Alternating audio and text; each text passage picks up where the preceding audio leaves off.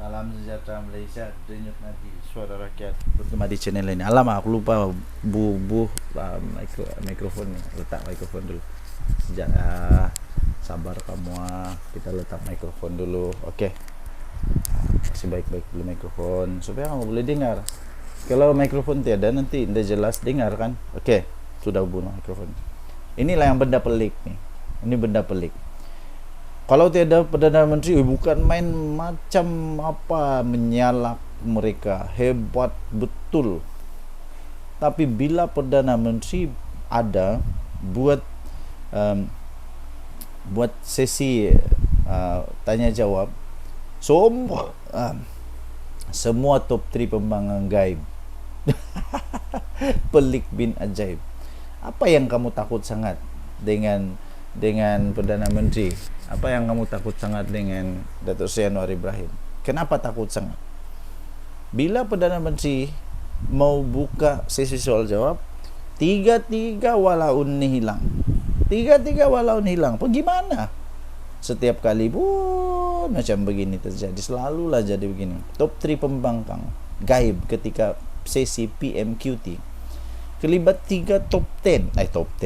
Kelibat top 3 pembangkang termasuk ketuanya Datuk Seri Hamzah Zainuddin tiada dalam sesi waktu pertanyaan-pertanyaan Perdana Menteri PMQT di Dewan Rakyat. Nah, pagi tadi ini 29 Oktober punya cerita. Ini ketua pembangkang tiada. Aduh. Inilah masalah ni, inilah masalah. Bila PMQT punya bahagian semua gaib. Tapi waktu PM tiada, bukan main menyalak lagi. 2 lagi wakil rakyat pembangkang Perikatan Nasional PN yang gaib di Parlimen.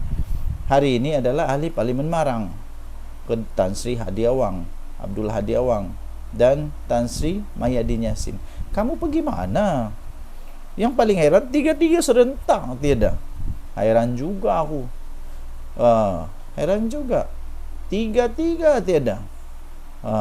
Kalau Hadi Awang tiada, 2 lagi ada, okey. Kalau Hamzah Zainuddin ada, lepas tu 2 lagi tiada pun masih okey. At least adalah wakil suara besar daripada pembangkang. Ini waktu PMQT semua tiga-tiga ni tiada. Lepas tu nanti waktu PM tiada, bukan main lagi diorang cakap benda yang mereka tidak dengar. Kedua-dua mereka masing-masing presiden PAS, presiden bersatu. Semakan Harapan Daily mendapati Abdul Hadi Awang bahkan tidak menghadiri mesyuarat ketiga, panggal ketiga Parlimen ke-15 kali ini pada 24 dan 28 Oktober. Aduh. Entah macam mana dorang boleh jadi ahli parlimen yang bagus begini. Ahli parlimen tu sepatutnya menyuarakan suara di parlimen. Tiada guna suara di luar. Suara di parlimen tu yang penting. Hari ini lebih mengejutkan, hampir semua kerusi utama di bahagian depan blok pembangkang didapati kosong. Kamu pergi mana? Mungkin ada kenduri. Tak tahulah. Rata-rata menyebabkan pembangkang gagal memanfaatkan peluang bersemuka secara langsung dengan Perdana Menteri semasa sesi PMQT dengan mengangkat suara rakyat. Kamu dibayar gaji, dipilih untuk mengangkat suara rakyat di parlimen, bukan di luar. Apa gunanya di luar? Antaranya pengguna X, Amir Hamzah. Dia kata bercita-cita besar mau menjadi pemerintah. Hanya bercita-cita besar, tapi mana? Ada juga berpendapat jika berada di barisan belakang dalam blok pembangkang pastinya malu setiap kali hendak berhujah melawan Perdana Menteri. Mungkin diorang takut mau berhujah dengan Perdana Menteri kot. Mungkin diorang takut. Lepas tu adalah komen lagi, bos-bos aku tak muncul nak lead dalam parlimen, malu. Tapi itulah pembangkang tiada otak. Sikap pemimpin utama pembangkang yang tidak menghadiri sesi PMQT juga dianggap sebagai hanya baling batu sembunyi tangan. Lepas tu banyak lagi lah. Anda boleh baca ni. Saya share kepada anda muka depan dia di Harapan Daily. Harapan Daily 29 Oktober. Harapan Daily 29 Oktober. Tajuk dia Top 3 Pembangkang Gaib ketika sesi PMQT. Tinggalkan komen anda. Denyut nadi suara rakyat. bergema di channel ini. Bye-bye. Salam sejahtera Malaysia. Aduh, bila sudah kena saman, janganlah lari. Inilah. Walaun ni suka sangat buat fitnah. Walaun suka sangat buat fitnah sampai bila kena saman tidak muncul pula. Terbaru. Seorang pensyarah gaib tak muncul. Sesi mediasi saman fitnah Hanayo, Pansara kontroversi daripada Universiti Utara Malaysia UUM, Dr. Kamaru Zaman Yusof telah gagal menghadirkan diri pada sesi mediasi dengan Hanayo. Ini membabitkan saman fitnah yang dikemukakan oleh ahli parlimen segambut itu. Hanayo berkata beliau berada di Mahkamah Tinggi Kuala Lumpur bagi sesi berkenaan. Namun apa yang jadi, tuan-tuan dan puan-puan, Kamarul tidak hadir walaupun sebelum ini telah bersetuju mengambil bahagian. Ada pepatah kata, berani kerana benar, takut kerana memang confirm salah. Takut kerana confirm salah. Itulah, sebelum cakap fikir dulu, jangan fitnah. Sudah fitnah, kena saman, dah berani datang mahkamah. Itu lagi pening kepala. Jadi bertobatlah. Jangan duk kata benda yang besar-besar tapi diri sendiri, lidah sendiri tidak boleh dikawal. Itu lebih teruk. Lidah ni perlu dikawal. Sebab lidah ni boleh buat dosa. Dari hati timbul ke lidah. Apa yang di hati itulah di lidah. Mana boleh tanam durian tumbuhnya cempedak? Mana boleh tanam durian tumbuhnya buahnya anggur? Enggak. Jadi apa yang di dalam itu yang di lidah. Itulah dosa. Bertobatlah cepat-cepat, jangan buat fitnah, ya. Hana berkata beliau berada di Mahkamah Tinggi, tapi Kamarul tidak datang. Hadirannya menyebabkan sesi itu terpaksa diteruskan dalam pembicaraan ditunda pada 25 November nanti. Kalau ada masalah, beritahulah mahkamah. Beritahu mahkamah yang dah dapat datang ke apakah. Ini menyusahkan orang betul lah. Sudahlah fitnah menyusahkan orang. Hadir di Mahkamah Tinggi Kuala Lumpur bersama peguam saya, kata Hanayo, iaitu Sarjit Kaurdio dari Karpal Singh & Co, berkaitan kes fitnah yang difailkan saya terhadap Kamaru Zaman Yusof, kata dia. Bagaimanapun, sesi mediasi tidak dapat diteruskan kerana defendant tidak hadir walaupun telah bersetuju untuk mengambil bahagian. Ketidakhadirannya itu jelas tidak menghiraukan mahkamah dan proses mediasi. Perbicaraan akan berjalan pada 25 November, katanya di Facebook beliau. Hanayo yang juga Menteri Belia dan Sukan telah memfailkan saman pada tahun 2022 terhadap dua hantaran Facebook Kamarul yang dimuat naik pada Mei 2017, di mana ia mendakwa Kamaru Zaman mendakwa Hanayo mempunyai motif menyebarkan agama Kristian melalui politik. Pening. Aduh, aku tak pernah dengar pun Hanayo berkhutbah atau baca ayat-ayat waktu firman Tuhan daripada Alkitab waktu dia berceramah, kan tak pernah dengar. Kamarul juga menyebut buku biografi Hanayo, Becoming Hana, A Personal Journey, didorong oleh agenda kristianisasi. Saya belum pernah dengar orang baca biografi Hanayo ini jadi Kristian. Tak pernah, aku tak pernah dengar. Pensyarah itu juga mendakwa Hanayo berhasrat menjadikan Malaysia sebuah negara Kristian. Dari mana dia dapat maklumat ni, tak tahulah. Tidak akan. Kita ada perlembagaan yang menjaga kedaulatan agama Islam dan bangsa Melayu, dan yang paling penting raja-raja Melayu. Kita ada perlembagaan, bukan senang-senang. Entah kenapalah ini seorang pensyarah ni boleh cakap benda macam ni. Aduh, seolah-olah dia tak pernah masuk tadika. Adakah benda ni dengan mudah boleh jadi macam tu? Tiadalah. Mana ada benda ni boleh mudah gitu. Jangan risau, kita ada perlembagaan. Jadi Kamaru Zaman Yusof, janganlah lari. Sudah kena saman, datang pergi mahkamah, buat baik-baik. Jumpa lagi, bye-bye. Salam sejahtera Malaysia. Denyut nadi suara rakyat bergema di channel ini. Selamat pagi. Saya masih ingat lagi benda lucu apabila Muhyiddin Yassin, apabila Zahid Hamidi pula. Muhyiddin Yassin, Hadi Awang, Dominic Lau tiba-tiba lah bergabung, lepas tu tiba-tiba memanggil atok yang sudah tua nyanyuk entah apa ni sebagai penasihat. Aku rasa ini benda paling lucu. Kenapa tidak ada lagi ke dalam bersatu dalam Perikatan Nasional yang bagus selain Mahathir ni? Kemudian dengan penuh semangat lah mengumumkan kami mau buat SG4. SG4 sidang kemuncak, siap ada gambar lagi, sidang kemuncak kerajaan 4 negeri, State Government 4, Terengganu, Kedah, Kelantan dan Perlis. Waktu itu seram. Kenapa seram? Saya heran kenapa perlu Mahathir. Mahathir. Apa yang terjadi? SG4 makin lesu. Ingat sangat, rupanya enggak pun. Sekarang makin lesu kerajaan Madani terus yang bela kemajuan Kelantan, Terengganu, Kedah, Perlis. Siapa? Kerajaan Madani. Anda boleh baca sini ya. Di Harapan Daily. Tatkala SG4 semakin lesu. Dulu semangat betul, macam lah hebat sangat.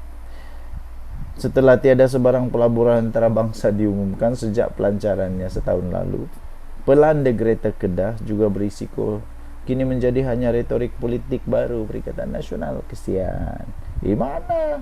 Sudah 1 tahun. Adakah pelaburan antarabangsa yang pergi masuk Kelantan, Terengganu, Kedah, Perlis ini dalam rangka SG4 ini? Adakah? Atau semua itu hasil daripada kerajaan Madani punya usaha? Dalam majlis pelancaran Pelan de Greater Kedah baru-baru ini, agenda politik Menteri Besar Kedah jelas kelihatan apabila beliau menamakan isu Sungai Muda salah satu perjuangan Greater Kedah sebagaimana dilaporkan oleh Harakat Daily. Sanusi terus memainkan sentimen bahawa sumber air Kedah diambil secara percuma. Hakikatnya, Pulau Pinang adalah pemilik bersama Sungai Muda untuk 30 km terakhir sungai itu, dan justru hanya menggunakan sumber air yang melalui di tanahnya berdasarkan prinsip riparian. SG4 sudah hampir 14 bulan berlalu. 14 bulan sejak diumumkan, dan walaupun PN mendakwa komitmen pelaburan sudah diterima daripada Korea Selatan, daripada Jepun lah konon, daripada China lah konon, namun sampai sekarang tiada sebarang nama pelabur diumumkan. Kesian. Jika benarlah pelabur-pelabur ini adakah PN telah mencapai nilai pelaburan tersebut tanpa sebarang bantuan agensi persekutuan seperti MIDA? Ini semangat membuat SG4 rupanya berharap pada MIDA kah? Itu soalan dia. Hakikatnya tanpa MIDA, negeri seperti Kedah tidak akan menikmati majoriti pelaburan asingnya sekarang. MIDA telah membawa masuk pelaburan berbilion ringgit ke dalam 4 negeri di bawah pentadbiran Perikatan Nasional. Misalnya dalam 6 bulan pertama 2024, pelaburan sebanyak 32 bilion itu telah dibawa masuk ke negeri Kedah. Ini menunjukkan kerajaan Madani tidak mengamalkan sikap pilih kasih dengan menjunjung prinsip federalisme di mana rakyat di 4 negeri ini masih berhak untuk menikmati pembangunan secara seimbang. Bukan itu saja, bahkan dalam Belanjawan 2025 baru-baru ini, Perdana Menteri Datuk Seri Anwar Ibrahim terus mengangkat kebajikan dan kemajuan Perlis, Kelantan, Terengganu, Kedah. Belanjawan 2025 turut menyebut akan mewujudkan perkumpulan ekonomi kluster yang mengikut keistimewaan negeri seperti industri kimia, termasuk khususnya di Pahang dan Terengganu, serta tenaga boleh baharu seperti di Perlis dan di Sabah. Ini mengurangkan jurang ekonomi antara wilayah. Insentif cukai pendapatan pada kadar istimewa turut ditawarkan bagi pelaburan dalam 21 sektor ekonomi di Perlis, seperti di Perlis, Kedah, Kelantan, Terengganu, Sabah dan Sarawak tertakluk pada keberhasilan limpahan ekonomi. Walaupun PN cuba untuk menyemai benih walaupun PN cuba untuk menyemai benih anti federalisme menerusi retorik SG4, kerajaan Madani terus mencari jalan menambah baik sosioekonomi Perlis, Kedah, Terengganu dan Kelantan tanpa mengira agenda politik. Inilah prinsip keadilan yang dituntut oleh Islam, katanya. Pelaksanaan mengatasi kata-kata. Janganlah jadi tin kosong tapi bising, makin kosong makin bising. Itu tiada guna. Buat. Okey. So kita jumpa lagi. Tinggalkan komen. Bye bye. Salam sejahtera Malaysia. Selamat pagi tuan-tuan dan puan yang dihormati sekalian. Sekali lagi saya ingin ucapkan Happy Deepavali. Tuan-tuan dan puan, ini tanda awal. Kehancuran. Bolehkah kita jawab kehancuran? Ini tanda awal. Ini tanda-tanda awal. Bersatu ni memang tak bersatu pun. Tak bersatu ni tak bersatu pun. Buktinya Armada Bersatu tiba-tiba bantah keputusan pemilihan. Dibantah. Ini bantah-membantah ni hanya terjadi bila benda sudah tidak betul. Benda yang betul tidak akan dibantah. Tapi benda yang tidak betul mesti dibantah. 100% dibantah, 200% dibantah, sah dibantah. Benda yang tidak betul sah dibantah. Dan bantah-membantah ni selalunya menunjukkan tanda awal, bau-bau hangit. Ini keputusan pemilihan dibantah. Kenapa?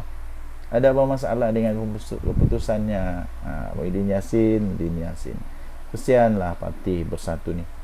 Sudahlah tidak kuat.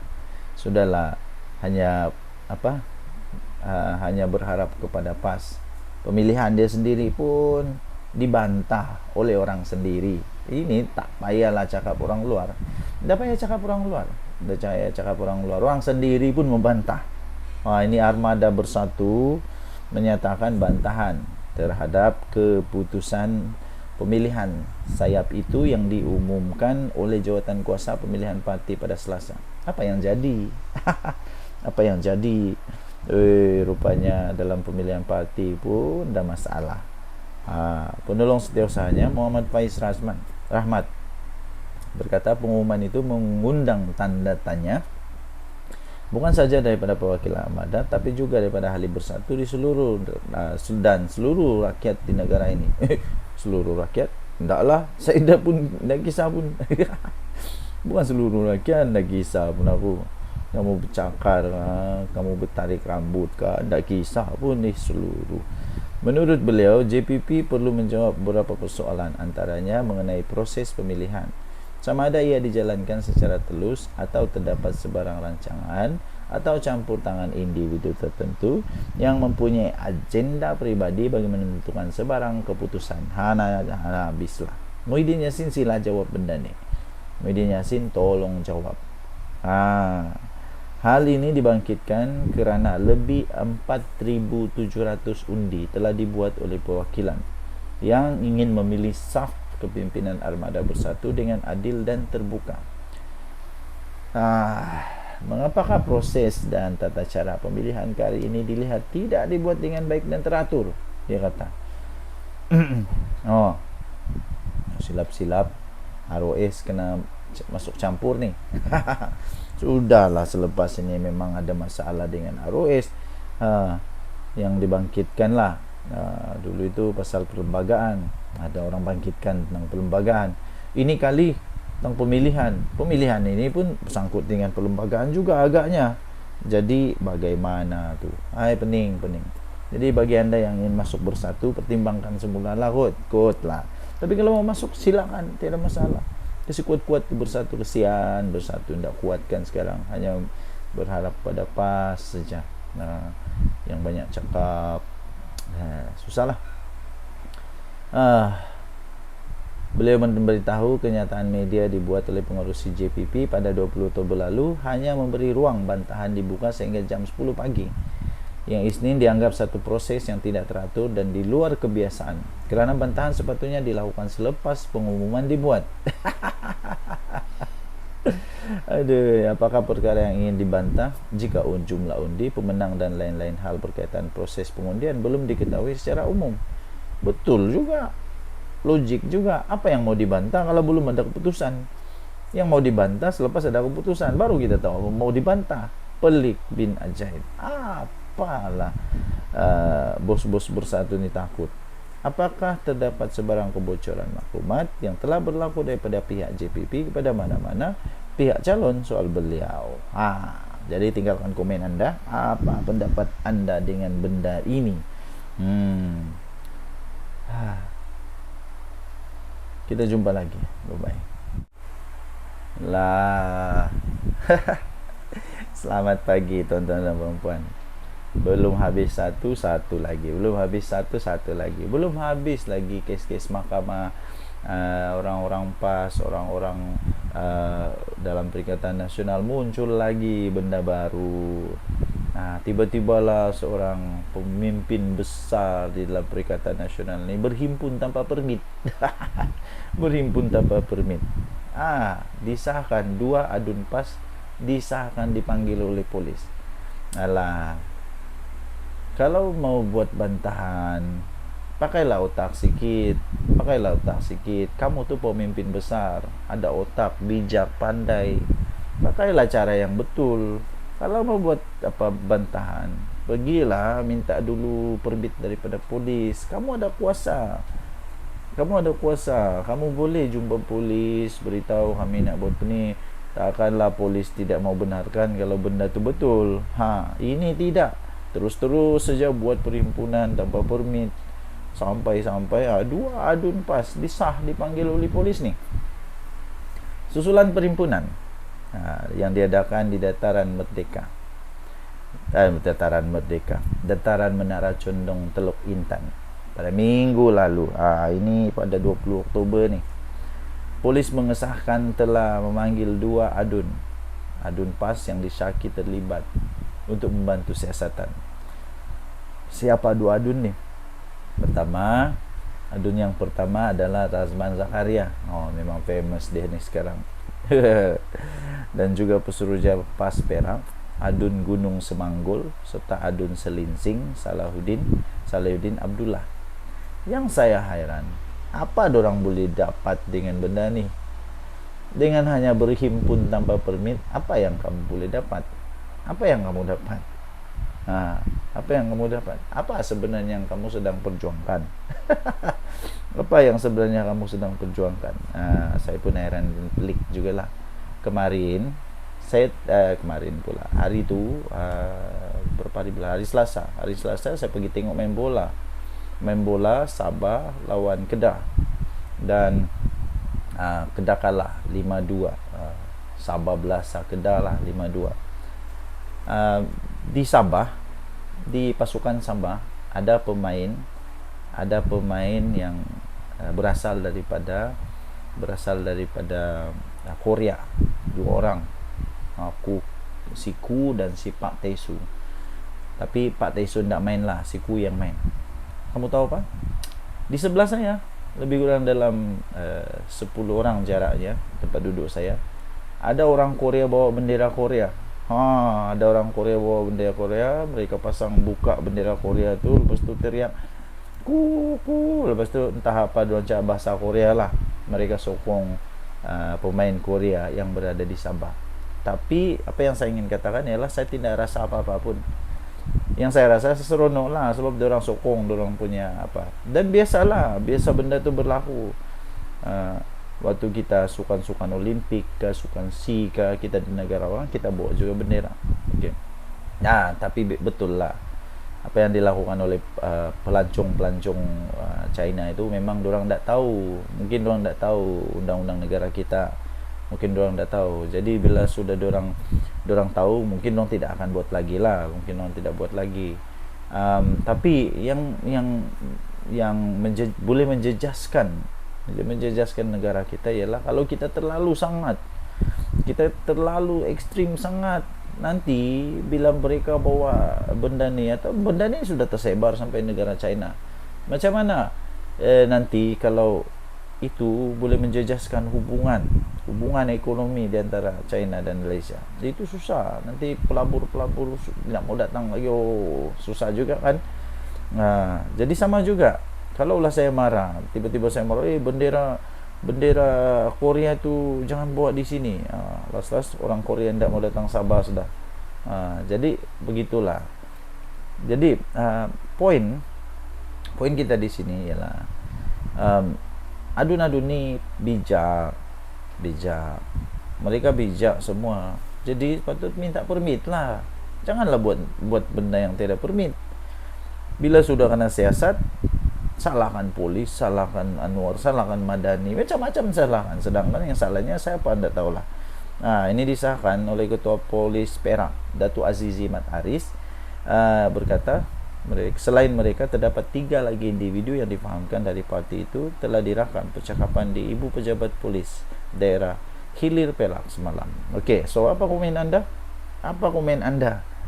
Ini berdasarkan kesalahan kes disiasat bawah Seksyen 9-1 Akta Himpunan Aman 2012 kerana berhimpun selain berucap tanpa kebenaran, katanya dalam satu sidang video secara media petang tadi. Okey. Terdahulu perhimpunan mengibarkan jalur gemilang itu diadakan sebagai reaksi kepada sekumpulan pelancong China yang mengibarkan bendera negara mereka di sini. Setakat ini, kata Azizi, 8 laporan polis diterima pihaknya berhubung himpunan tersebut. Selain kertas siasatan akan dirujuk kepada Ketua Jabatan Siasatan Jenayah Perak untuk tindakan lanjut. Kita jumpa lagi. Tinggalkan komen anda. Bye. Salam sejahtera Malaysia. Denyut nadi suara rakyat bergema di channel ini. Okey, tuan-tuan dan puan yang dihormati sekalian, selamat pagi. Apa kabar? Okey, tuan-tuan dan puan yang dihormati sekalian, kita semua sudah tahu, rata-rata seluruh rakyat Malaysia sudah tahulah apa yang terjadi pada Datuk Seri Najib Tun Razak, bekas Perdana Menteri Malaysia yang telah pun disahkan terpaksa membela diri. Semua orang tahu tentang perkara itu, tapi jangan skip video ini kerana saya ingin kongsikan kepada anda rahsia sulit yang ramai rakyat Malaysia tidak tahu, yang mereka hanya tahu Najib kena di mahkamah, tapi ramai yang tidak tahu tentang perkara ini. Rahsia ini ramai yang tidak tahu. Saya ingin kongsikan kepada anda 8 rahsia yang rakyat Malaysia yang tidak tahu tentang Najib dan 1MDB. Ini disebut di mahkamah, dinyatakan oleh Hakim Mahkamah Tinggi. 8 perkara. Yang pertama, ramai yang tidak tahu perkara ni. Kenapa Najib kalah? Yang pertama, kerana tertuduh, iaitu Najib Razak, mempunyai kawalan dan kuasa penuh ke atas perbelanjaan akaun bank peribadinya. Pertama, dia ada kawalan penuh dan kuasa penuh. Maksudnya tidak ada sebarang apa-apa pengaruh, tidak ada yang cuba untuk tipu dia, tidak ada, kalau orang tu cuba tipu dia pun, kalau orang tipu dia pun, dia masih ada kawalan penuh dan kuasa penuh kepada perbelanjaan akaun bank peribadinya. Itu yang pertama. Yang kedua, tertuduh iaitu Najib Razak juga mengaku wang itu dihantar dan cek dikeluarkan secara peribadi kepada pelbagai pihak yang juga sebahagian daripada 21 pertuduhan amlah. Dia mengaku wang itu dihantar dan cek dikeluarkan secara pribadi. Nombor 3, tertuduh juga disebabkan peristiwa 916, iaitu 16 September 2008, terdapat keperluan untuk tertuduh bagi mencari dana politik, bagi mengelakkan mana-mana ahli parlimen dari Barisan Nasional lompat parti dan sekaligus menyebabkan beliau kehilangan kuasa politik. ada modus operandi rupanya di sini yang jelas. Ini boleh dikategorikan sebagai modus, mungkin boleh dikategorikan sebagai modus operandi. Ramai yang tidak tahu perkara ni.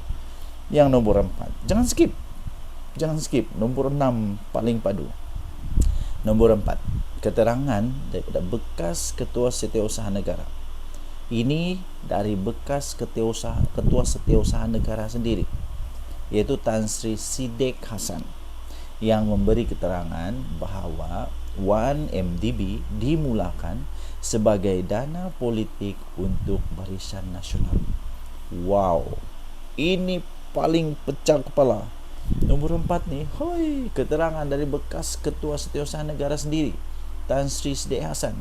Dia memberi keterangan bahawa 1MDB ni dimulakan sebagai dana politik untuk Barisan Nasional. Saya fikir ramai yang tidak tahu perkara ini. Ramai juga makcik-makcik tu yang nangis-nangis, Najib tu, penyokong Najib. Dia tidak tahu benda ni.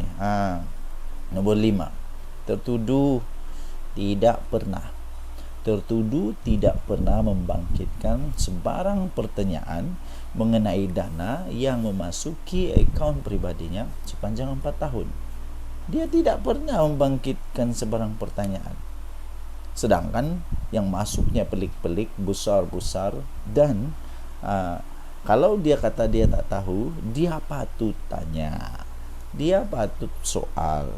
Dan dia Perdana Menteri, dia ada kuasa yang cukup besar untuk stop, untuk tanya, untuk buat inquiry. Tapi dia tak buat selama 4 tahun.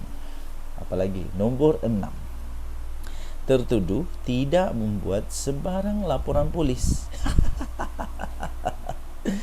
Tertuduh Najib Razak tidak pernah membuat sebarang laporan polis terhadap Jolo.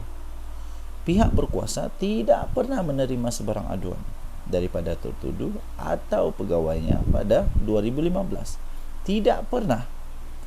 Seolah-olah apa jadi ini semua dibenarkan, seolah-olah benda ni tak salah, seolah-olah benda ni tidak perlu dipersoalkan, seolah-olah dia meredokan saja. Redolah duit masuk dalam akaun, macam itulah kot kan. Jadi kenapa tak buat laporan polis?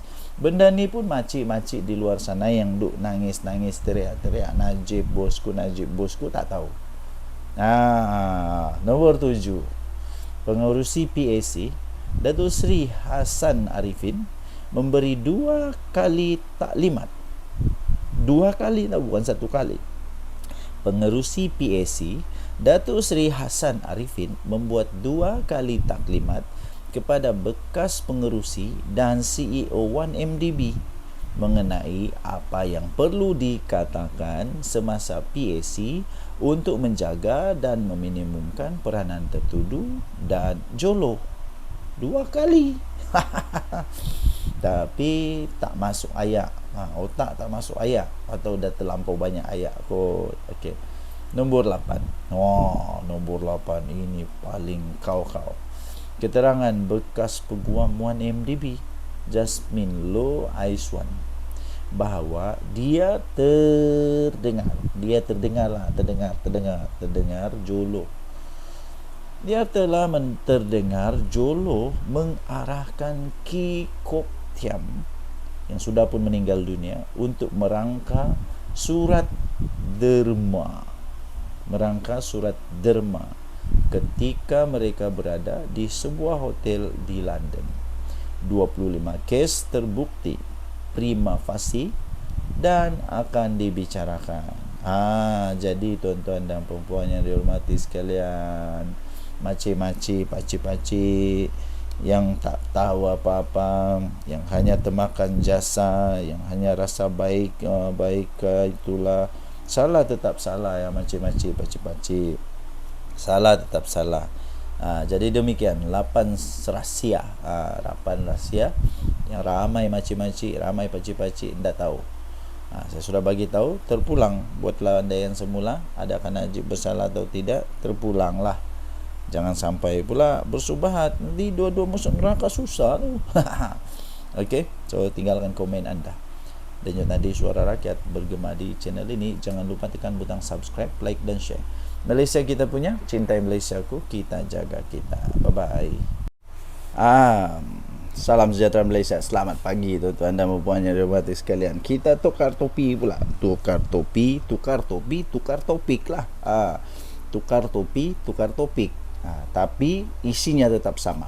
Sebelum itu saya ingin ucapkan selamat menyambut Hari Deepavali pada seluruh rakyat Malaysia, dimanapun anda berada, sama ada anda berada di Malaysia kah, di India kah, di mana-manalah anda berada. Kita sama-sama mengucapkan selamat Deepavali kepada seluruh rakyat Malaysia yang menyambut Deepavali. Kita terus berusaha untuk mengekalkan keharmonian negara Malaysia. Yang paling penting kita jaga kemerdekaan negara kita Malaysia. Kita tolak kebencian, bibit-bibit kebencian yang ditanam oleh orang-orang yang entah hendak bertanggung jawab. Kita tolak semua itu. Kita mau jaga Malaysia supaya Malaysia terus aman damai, terus dalam hidup harmoni. Yang sudah lama kita jaga nih. Jangan sampai hanya kerana politik yang palui itu kita pula berpecah belah. Ada kawan tanya saya. Ini pasal samalah, pasal rasuah juga SBRM. Siapa lagi kalau bukan Najib Razak? Ada orang tanya saya, habis kalaulah tiba-tiba UMNO keluar daripada kerajaan selepas Najib Razak didapati dia punya dakwaan terhadap Najib Razak itu berasas betul, tepat dan tidak cacat, dan dia diarahkan untuk membela diri. Kalaulah UMNO tiba-tiba kecewa dan keluar kerajaan, macam mana? Saya kata keluarlah. Apa masalah? Tidak masalah. Tapi faktanya, tuan-tuan dan puan yang dihormati sekalian, faktanya ada dua. Pertama sekali, Zahid Hamidi sudah memberikan respon awal dia. Respon awal Zahid Hamidi, dia kata ini peluang untuk Najib Razak membuktikan bahawa dia tidak bersalah. Ini maksudnya bahawa Zahid Hamidi sudah mulai dapat terima keputusan-keputusan yang dibuat oleh mahkamah tanpa mewujudkan lagi sentimen seolah-olah Najib betul-betul tak salah dan sebagainya. Ditambah pula pengakuan Najib Razak bahawa memang ada skandal di dalam 1MDB, salah laku dalam 1MDB. Kedua, berita-berita sekarang semakin hangat bahawa Pakatan Harapan dan Barisan Nasional mungkin bekerjasama di dalam PRN yang akan datang, terutamanya PRN di Sabah. Sudah semakin hangat diperkatakan di PRN Sabah nanti kemungkinan BN, iaitu ada dalamnya UMNO, akan bekerjasama di dalam PRN Sabah. Ini menunjukkan bahawa tidak ada kemungkinan untuk UMNO keluar daripada Madani. Tak ada. Jadi orang-orang yang nak sangat tengok UMNO keluar dari Madani itu anda silap, ya, anda silap. Walaupun ya adalah bising-bising tentang DAP dengan UMNO, saling bertukar-tukar pendapat dan sebagainya, memang ada. Tetapi untuk mereka keluar daripada kerajaan Madani itu satu tindakan yang langsung tak betul. Langsung tak betul dan tidak ada pun kelebihan untuk mereka. Yang ada ialah ini akan mendatangkan kerugian lebih besar kepada UMNO. Ada apa dengan UMNO lagi kalau mereka keluar daripada kerajaan Madani? Ada apa dengan UMNO kalau mereka keluar daripada kerajaan Madani? Jadi jawapan saya mudah. Kepada anda yang bertanya, adakah UMNO akan keluar daripada kerajaan? Jawapan saya pendek, mudah, jelas. Tidak. UMNO tak akan keluar daripada kerajaan Madani. Pertama, dia tidak ada modus operandi untuk keluar. Kedua, tidak ada hasil untuk dia keluar. Keempat, apa faedah dia kalau dia keluar? Kelima, kalau dia keluar dia akan lingkup. Keenam, kalau dia keluar dia tak ada apa-apa dah. Ketujuh, Zahid Hamidi tidak akan keluar. Sebab UMNO belum kuat lagi sekarang. Kalau diorang keluar, memang saya boleh jamin mungkin 50-50 lah. Bukan jamin, tak jamin, tapi memang tak ada harapan. Silap-silap terus berkubur UMNO ni kalau dia keluar daripada Madani. Apapun itu pendapat saya, tinggalkan komen anda. Denyut Nadi Suara Rakyat bergema di channel ini. Jangan lupa tekan butang subscribe, like dan share. Malaysia kita punya, cintai Malaysia, kita jaga kita. Bye-bye. Salam sejahtera Malaysia. Vanakkam. Selamat menyambut Hari Deepavali kepada seluruh rakyat Malaysia. Hari ini hari yang cukup besar untuk negara Malaysia. Bagi kita, negara berbilang kaum dan bangsa serta agama di negara Malaysia, kita selalu saja celebrate rakan-rakan yang celebrate agama atau kebudayaan atau tradisi masing-masing. Jadi hari ini kita celebrate Happy Deepavali. Selamat menyambut Hari Deepavali kepada seluruh rakyat Malaysia daripada channel ini. Okey, so kita teruskan menjaga keharmonian negara kita, kita teruskan menjaga kesatuan negara kita, kita saling hormat menghormati, toleransi, elakkan fitnah dan tabur kebencian dan sebagainya. Okey, so kita ucap tahniah kepada negara Malaysia yang dapat mempertahankan apa yang kita sudah pertahankan selama ini, ya. Jadi kita tolak semua hasad benci, hasad dengki, hasad fitnah. Kita tolak semua ajaran-ajaran yang mencuba untuk menyemai kebencian dalam negara Malaysia. Kita tolak semua itu dan kita sama-sama membentuk negara Malaysia yang cukup harmoni. Saya fikir semua agama mengajarkan bahawa kita perlu untuk hidup dalam komuniti yang harmoni. Okey. Pertama sekali, saya ingin berkongsi satu tangkapan terbaru daripada SPRM. Sebab inilah negara Malaysia sekarang semakin maju kerana rasuah sudah semakin dapat dibenteras. Ini berbeza daripada pemerintah-pemerintah sebelum ni yang saya pun tidak tahu apa dorang buat di office. Saya pun tidak tahu apa dorang buat dengan dorang punya kementerian dan sebagainya. Sampai hanya Anwar Ibrahim jadi Perdana Menteri baru, semua ini keluar, semua ini berani dibuat, semua ini tidak lagi berkompromi dengan semua perasuah-perasuah, penyakau-penyakau, pencuri wang negara kita Malaysia. Terbaru, patutlah negara Malaysia punya pertanian susah mau berkembang. Rupanya di dalam pertanian pun ada orang cuba untuk sakau. Bayangkanlah. Aprak tak aprak, hantu tak hantu. Inilah petani-petani yang cuba untuk membantu negara Malaysia, mereka pula disakau. Tangkapan SPRM. Tangkapan SPRM ini bakal mendedahkan skandal kenapa hasil padi petani tidak seberapa. Tangkapan oleh SPRM terhadap seorang eksekutif pemasaran kepada sebuah syarikat. Ini pelik. Sebuah syarikat yang sudah dormant. Kamu tahu apa dormant? Sudah tidak berfungsi, sudah tidak ada lagi, sudah tidak lagi beroperasi. Itu dormant. Sudah syarikat itu dormant, tapi mendapat kontrak sebanyak 1.8 bilion yo.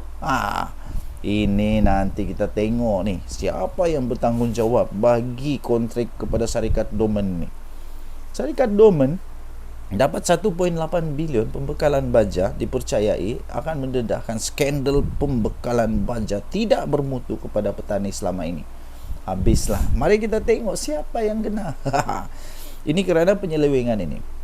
Penyelewengan ini didakwa antara punca mengapa baja yang ada di Malaysia sekarang ini, yang dibekalkan oleh sebuah badan kerajaan kepada petani-petani, nampaknya sebenarnya tidak bermutu, yang kemudian menyebabkan petani-petani gagal menghasilkan padi yang mencukupi. Kesian petani ini.